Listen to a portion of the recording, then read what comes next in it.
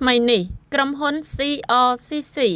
China Railway Urban Construction Group សាខាអាស៊ីអាគ្នេយ៍បានប្រារព្ធព្រឹត្តិការណ៍ថ្ងៃចូលទស្សនាសហគ្រាសរដ្ឋជាសាធារណៈក្រោមប្រធានបទការកសាងក្តីស្រមៃលើវិថីសូត្រកម្មវិធីនេះបានអញ្ជើញនិស្សិតមកពីសាកលវិទ្យាល័យនៅកម្ពុជានិងសារព័ត៌មានក្នុងស្រុកចូលរួមមើលការដ្ឋានសាងសង់ដើម្បីឲ្យពួកគេមានឱកាសស្គាល់បរិយាកាសការងារសាងសង់ជាក់ស្ដែងនិងពង្រឹងកិច្ចសហប្រតិបត្តិការទៅវិញទៅមករវាងចិននិងកម្ពុជាលើវិស័យបណ្ដុះបណ្ដាលទេពកោសល្យនិងការលើកកម្ពស់ការងារព្រឹត្តិការណ៍នេះផ្អែកលើគម្រោងសាងសង់កំពុងដំណើរការរបស់ក្រុមហ៊ុន CRCC សាខាអាស៊ីអាគ្នេយ៍ក្នុងគោលបំណងផ្ដល់វេទិកាសម្រាប់យុវជនកម្ពុជាក្នុងការសង្កេតស្វែងយល់ផ្លាស់ប្ដូរគំនិតនិងការអនុវត្ត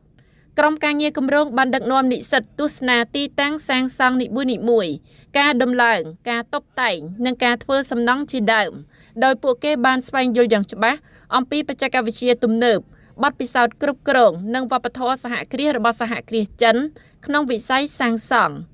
ក្នុងអំឡុងពេលទស្សនាអ្នកគ្រប់គ្រងគម្រោងបានពន្យល់ដល់និស្សិតអំពីដំណើរការសាងសង់ការគ្រប់គ្រងគុណភាពនិងការគ្រប់គ្រងសុវត្ថិភាពជាដើម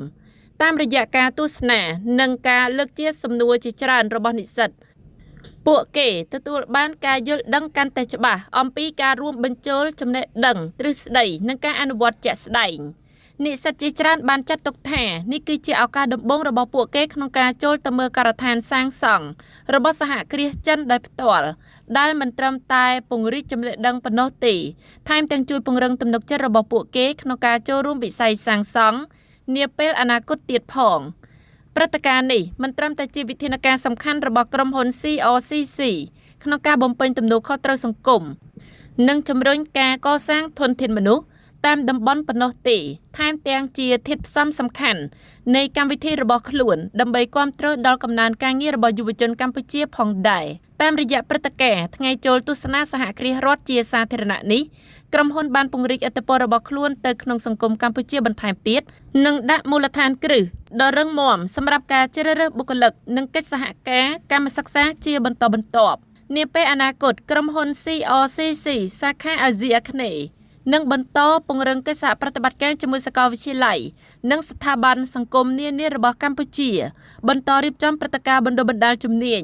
ណែនាំអំពីការងារនិងសកម្មភាពផ្លាស់ប្ដូរវប្បធម៌ដើម្បីជួយឲ្យយុវជនកម្ពុជាកាន់តែច្រើនទៀតពង្រីកសមត្ថភាពនិងគុណភាពសម្រាប់ការងារនិងចូលរួមជំរុញដល់គម្រោងខ្សែក្រវ៉ាត់មួយផ្លូវមួយរបស់ចិនឲ្យកាន់តែមានគុណភាពខ្ពស់ដោយកម្លាំងយុវជន